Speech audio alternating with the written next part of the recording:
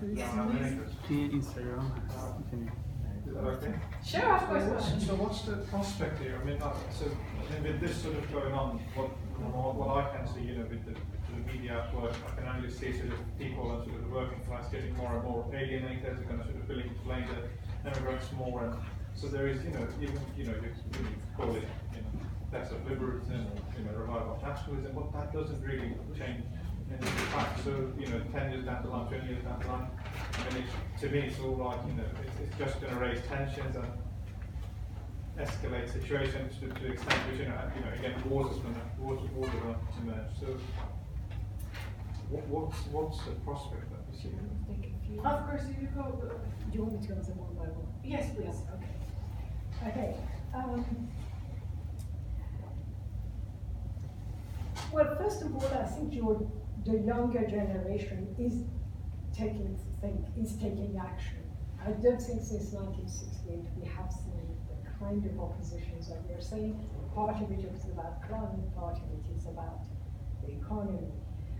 The problem is that there is this misconception that protests on their own can change the world. And if you get as old as me, you realize that not only protests, but with serious political thought, without strategy, without having concepts of what alternatives you really are thinking about, it's very hard.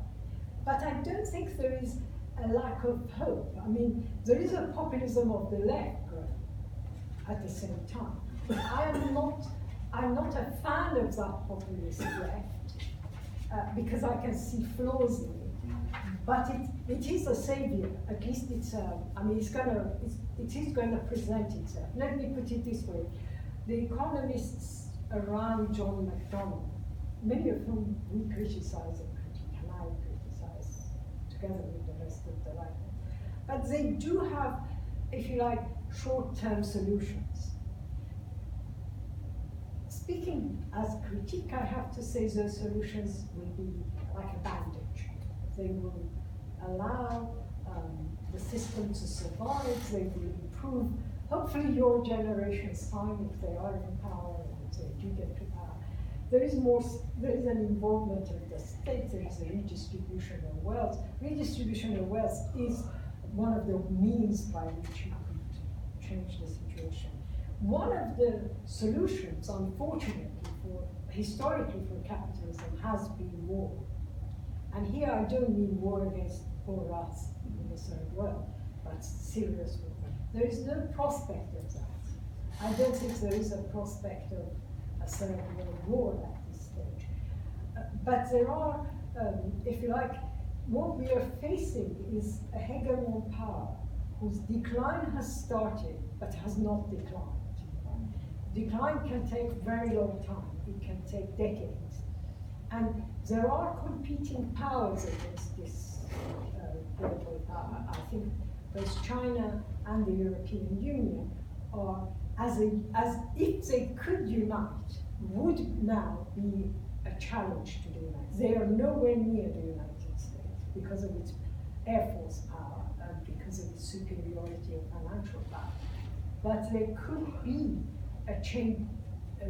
If Trump continues like that, he will make US very poor. He won't make it great. Let me say that very clearly. And there are obviously people in Germany and France who are betting on this, who are relying on the United States speeding up its decline. But that decline will still take decades.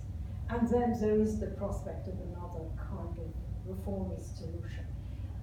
For someone like me, the solution is a complete change of political system. Do you have anything in mind? What sort of? Well, I've always opposed capitalism. Sure. What's the working alternative? What did you say? Post-capitalism? Opposed. Opposed. Okay. I've always opposed it. The problem is that everything we have seen has been worse, if not better, if not equally bad. So is there another working alternative which we know of? We don't know one, but I think, okay, so it's a difficult example to give, but I don't think it means that you give up your ideals. So I'm not the only person who has these ideals. There are many academics in this university who write for our journal and share my ideals. There are a lot of academics in Oxford who share my ideal. But it is an ideal, it's a utopia, and I'm not saying it's doable. But arguing for those points remains as valid today as they were in 1950, as they were in 1930, as they were when Keynes put out some of his ideas.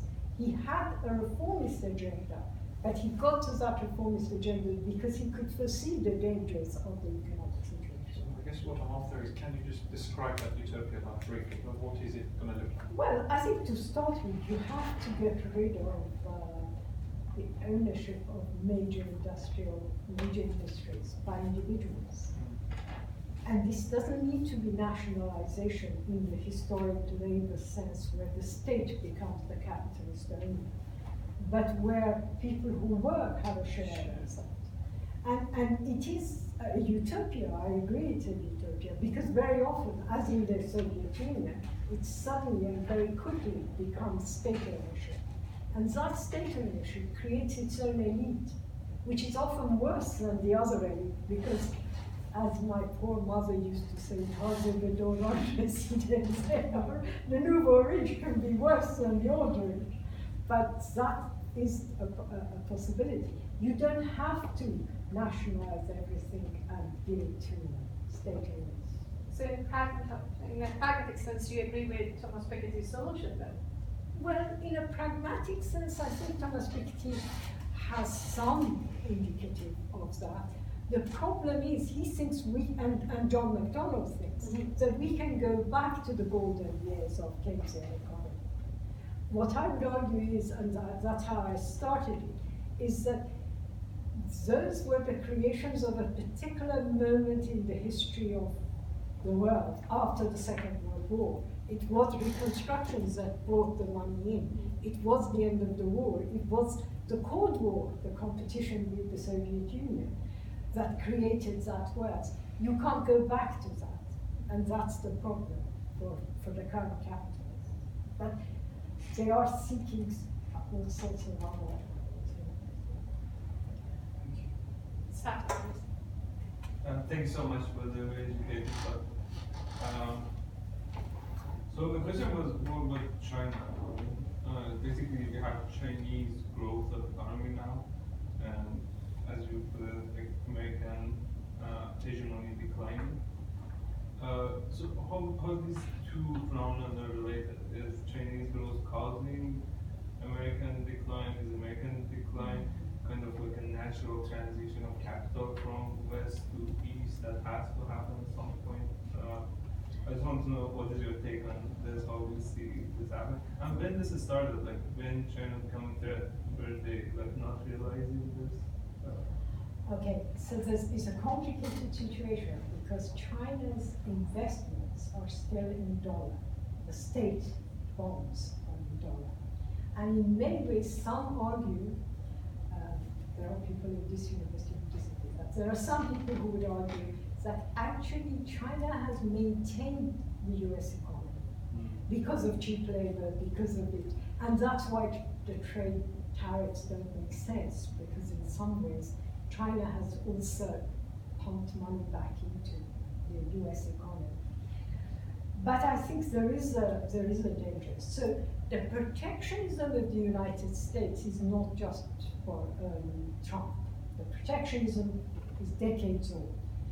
China has very little access to, in my area I know, to, for example, Intel chips, the way graphical processing units work.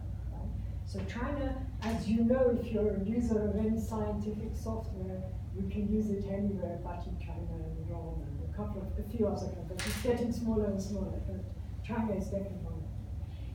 It is to their credit that they have managed to create their own. You can't deny that. They are now creating chips that are apparently, in the long term, will be faster than the fastest we're seeing in the United States.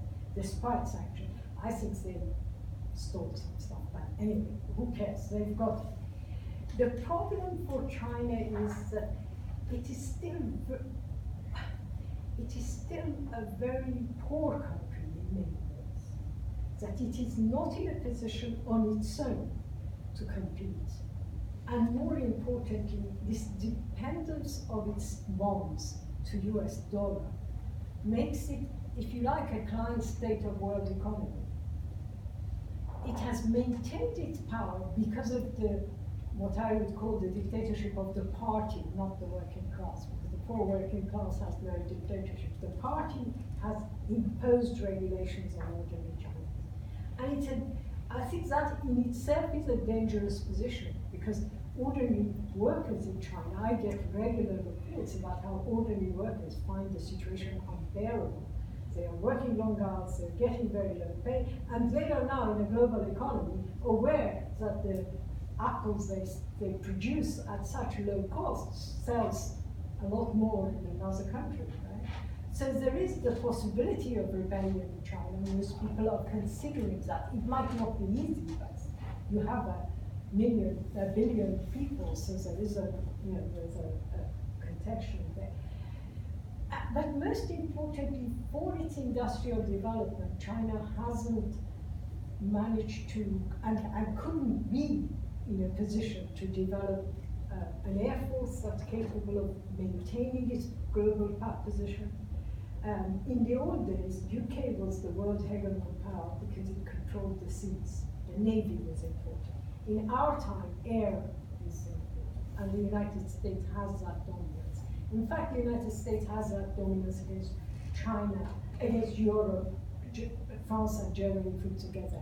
It has deliberately maintained that by not allowing plane development. The air industry in Europe is constantly stifled by progress in the US. So the US, as the hegemon power, is maintaining its position. I think this is not going to be easy for China.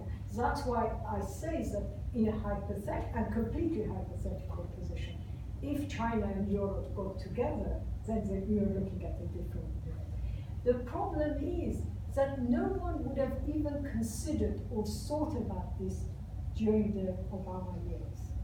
It's only Mr. Trump that has made such perceptions, even when Macron and Merkel laugh openly at Trump's dealing with the what he calls the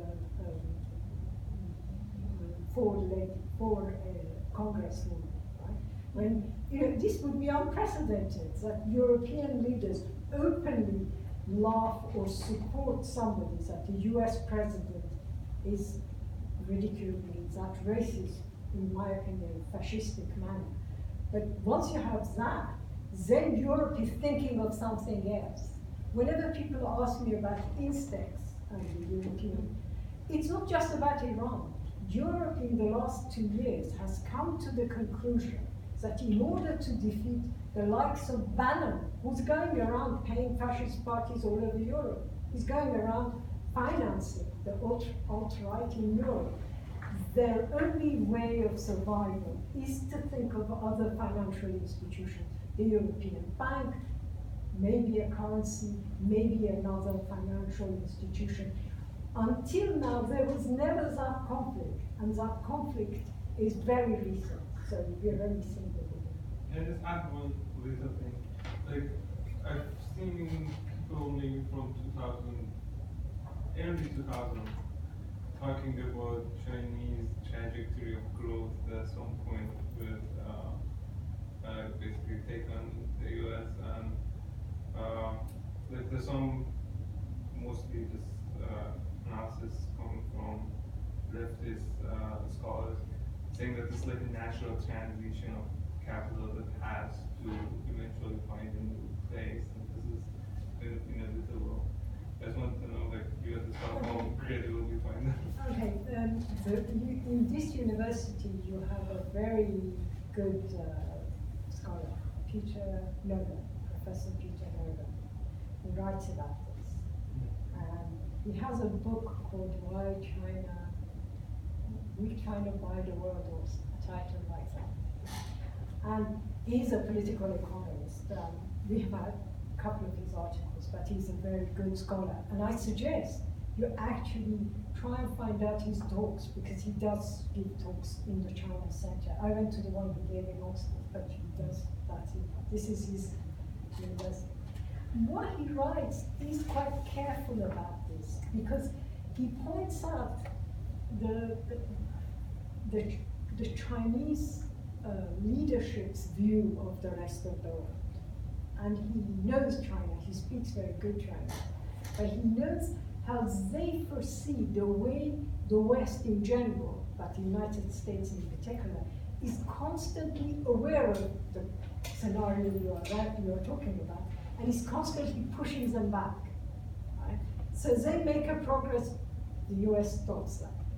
There is another issue in terms of capital, and it is true to talk about China's progress as capital. It's not socialist, so it's capital. And that is that, again, from the work that Nolan has done, we know for many years people were saying monopolies are no longer. There's no such thing as monopoly. He proves, looking at industrial capital globally, that we really live in the era of capitalist monopolies. For example, I didn't know until I looked at his articles that there's 10 major car manufacturers worldwide. We think there are all these labels, marks, and there's less than 10 now, because I think one of them bought the other one. So for example, and that's where China has a problem, because in order to compete with those, it will have to have the monopoly taken away from the kind of car manufacturer that is now PSA, Citroën and Renault together. In order to do that, it needs to go. There is a step in industrial development that China, I think, is still far from it. I might be wrong, but it would be definitely be worth following his work. And he points out very accurately how this protectionism about electronic material is affecting the level of growth that China can have. But I do say this is not a constant, because they're also fighting this, so we are variable. I think Shahab had a question. It seems we were discussing about the US and China trade war. Now I want to know, what is your opinion about the NAFTA New Deal, this North America Free Trade Agreement where Trump pushed Canada and Mexico leaders to come up with a new trade agreement, which looks like that the US will get benefits of this new deal. So I just want to know your opinion. Yeah, okay, so this is it. Because the United States has such economic power, at the end of the day, in such deals, it can win. And that's why, so basically Trudeau rejected it, then he went back, he was forced.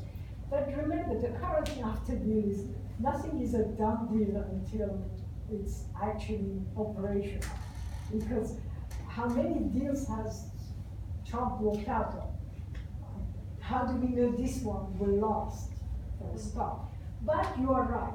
But this is a reflection of Mexico being, in my opinion, a colony of the United States, in almost in every term, a colony economically, not politically, but economically a colony of the United States. Mexico was in no position not to accept whatever was being asked, except paying for the war. I mean, that was adding insult to injury, to say, we are taking you out of NAFTA, we are asking you for more tariffs, and yet you have to pay for our war as well. Okay, so that one it didn't do, but otherwise there is no choice. And I think in terms of Canada, I'm very ignorant of Canadian politics, but I know that Trudeau, for all his many faults, did try and resist. He was, if you like, he kept going there, he kept arguing for more, but he couldn't. Because at the end of the day, none of these countries are economically equal to the US. Now, I think the same will happen when the European Union is trying to do a deal with the US, especially without the UK. For the European Union, one of the, if you like, the predictions that Financial Times is saying things won't get better is precisely this issue, where the United States will be able to dictate the level of tariffs that it asks. And that makes it a hegemon power. After all, that's why it is. And so yes, we do live in an unequal world, but I think that's a Sorry, I'm not very familiar with details of that. All I know is he pushed them and they succumbed. Well, I can talk on NAFTA forever, but let's finish. Do you have a question or do you have time for now? Yeah, I have a question, but I'm trying to just figure out. Thanks so much for your excellent talk. I'm kind of interested in like thinking about endurance of capitalism, the model as a model. Thinking about this, what you called as disaster or reduction in U.S. power and so on. Do you think that we can consider this condition as a destroying dynamic to capitalism, or anyway, is a kind of part of phase of that? Because if we think about capitalism as something that is not only economic, it has had a philosophy, a cultural context, and history and also geography. It has been originated in some very particular historical geographical context. So do we have any kind of, in the current world, do you think that there might be any way out of this model at all? Or what? I think you are absolutely right to say that it's a survival. And it's very easy to predict its downfall. Everyone who has done so has been wrong, has been mistaken to do so. But if you really rationally think of it, it's an unjust system that can only get more and more unjust. And there are more ordinary people than there are capitalists, the beneficiaries of the system, at its ideal situation. I'm not even talking about neoliberal capital. In its ideal situation, the idea is that you work 8 hours, what they call surplus value. 6 of it is probably profit for your own minimum, right? So at the end of the day, if there are billions of people working for an unjust system, there should be. I think the reason we are not facing the end of capitalism is in fact the coming to power of countries that destroyed socialism, the Soviet Union, to a certain extent China, because these people gave hope. This university in the 1930s had more communists than conservatives. This campus, and not all of them ended up in Moscow. I mean, some of them didn't. The reason it failed was the failure of that system. I think the Soviet Union destroyed the hope of the alternative because of the mistakes it makes. And there's a long story. One of them is it shouldn't have taken power. You know, it's a bit like Syriza in Greece. Sometimes it's better not to take power if you're not ready for something. If you're in an underdeveloped country that can't deliver when you're surrounded by whites and other things, it's better not to. You are better off fighting and continuing and getting more united and taking power. But the mistakes of the Soviet Union were reflected in the mistakes of all of us, all of the left. The left copied the mistakes of the Soviet Union, and in a way reproduced all of those in a minuscule scale, not as big as that, and therefore destroyed socialism, destroyed the concept of equality. People now have immediately, rightly point out to the Soviet Union, and all you can say is, no, that was, whatever it was, wasn't socialist. I mean, our journal wrote it wasn't socialist in 1971, long before it. Our journal, the founding editor that has given me the task of acting editor, is alive but all, wrote about the Soviet Union not being the example for socialism, probably in the late 1960s. And then in 71. So there are people who thought that, but there are also, but that has that damage, despite the fact that probably your generation has no recollection of that damage. But that damage affects you as well, because as soon as you say, oh, well, I want to fight for something equal, they say, well, people for the look what disaster it created. And it's true, and I can't say that it would be perfectly better. I do think that those of us who still believe in that see it as a long-term task. We don't see it as something that, you know, in the old days people went to meetings and gathered people and gave cards to people to join, and then we would go and say, okay, let's go to it. I don't think that works. That's why I don't like many organizations of the British left.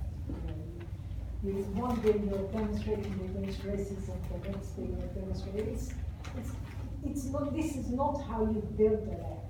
You build the left by arguing for what is the problem right now, but also a concept that has a very long-term view. It's only through education, it's only through a change in the generation. And I'm afraid at a period where we can say we really washed the Soviet Union out of our systems, because many of my generation is unfortunately still affected by the poison that was that kind of, it wasn't even socialist, they had become reformists. They were a bit like what we see now in the Iranian opposition. Anywhere power was, they were supporting that. You know, it didn't matter. If the Soviet Union did support Trump, they might support Trump. So for the, I guess, last question, outside of England and Trump and the US, I know that for every single country there's another justification for every single election, but at the end of the day, I cannot name any country in the whole world that there is even slightly less party in power. I was hoping for Greece, I was not hoping, but even that they lost into the center right, sort of. From India to Australia, Poland, Hungary, every single country that you followed it. Recently was Belgium. Left cannot win.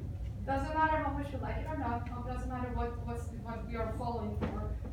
They don't win. I mean, I guess the last hope was Canada. That's the only place that sort of left in power. Why cannot they win? Okay, there's two things. One is that winning elections in the current political climate requires money. Requires powerful money, not the money you spend to put an advert in Facebook or in newspaper. It requires newspapers that for decades have prepared the people's minds to go vote right away. In this country, most of the press is in that category. And most of the media is. I mean, the BBC opposed the Iraq war. Look what happened to it. They destroyed anyone who was anti-war in that institution. No reporter now is anti-war. From the UK, but I don't even care about Persian, but no reporter. And all of them are falling into the agenda because that's the agenda. So the first thing is that the media, which is very influential, forget about social media. In social media, it's payment that matters nowadays. It's no longer humans, but also it can be easily manipulated, as we know. Cambridge Analytica did for Yes. Brexit and for Trump. I know. So you know, it's money that matters, and you don't have the money. But I would argue further. I would say the problem is that some of these people aren't left, and that's their problem. I mean, they want to win with kind of keeping some of this, some of that, you know, they don't want to say, and I understand why they can't say they're left-wing, it's because of the history of the Soviet Union and so on, but they can't say they're left-wing, and even before they come to power, they are basically retreating. So look at Syriza. It accepted the austerity of the European Union. So what did you expect? You know, you're coming to power, I would say don't come to power. If you have alternative of showing defeat for the left, don't come to power. The same is true, I'm afraid, I might dash some hopes, but I'm afraid that's true of Mr. Corbyn. Now, he might be a nice man who has defended occasionally the Iranian workers, I'm not the enemy, but this is a man who's already retreating. Look at the way, you know, nowadays you can't say a word about Israel. Criticizing Israel has become equal to anti-Semitism. What has it got to do with anti-Semitism? Most of the people who criticize Israel are of Jewish origin. most of the people I know who are very hardline anti-Semitic, including professors in Oxford, are all of Jewish origin. But he's retreated. He hasn't come one day and stood up and said, this is a false allegation, I'm not going to stand for it. He keeps saying, I will apologize. I'm going to apologize.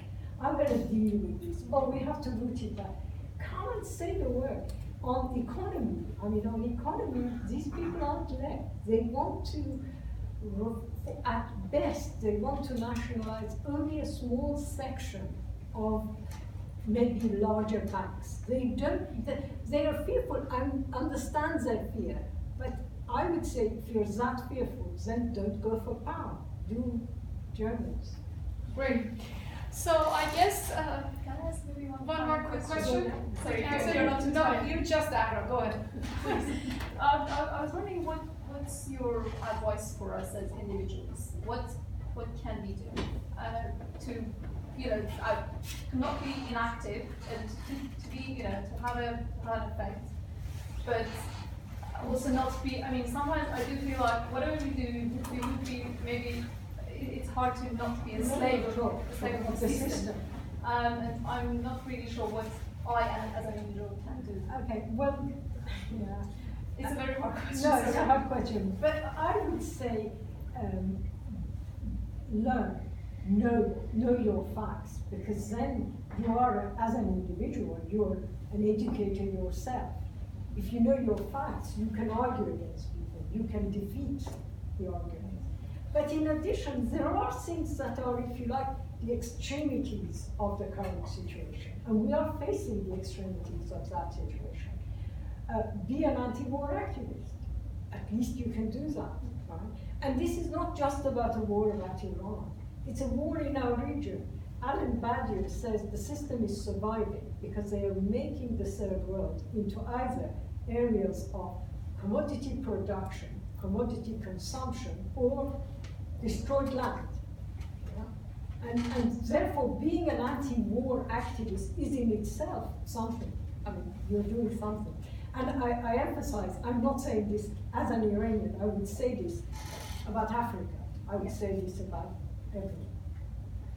Okay, and for solution, I guess one would be that to be patient. And to be patient, you have 1,000 pieces of image. It will take you some time. Once you build it, you can show it to all of your Oxford colleagues, and they can buy this Oxford one, and you can build it together. Thank you so much. Thank you very much.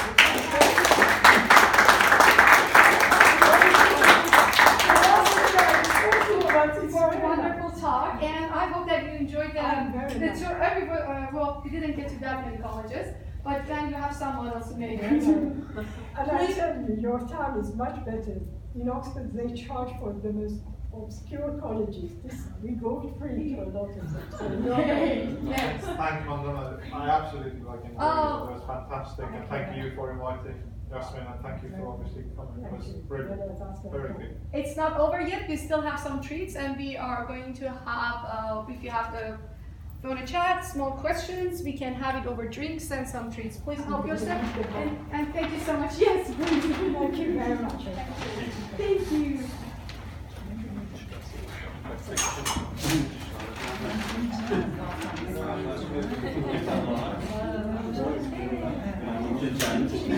you.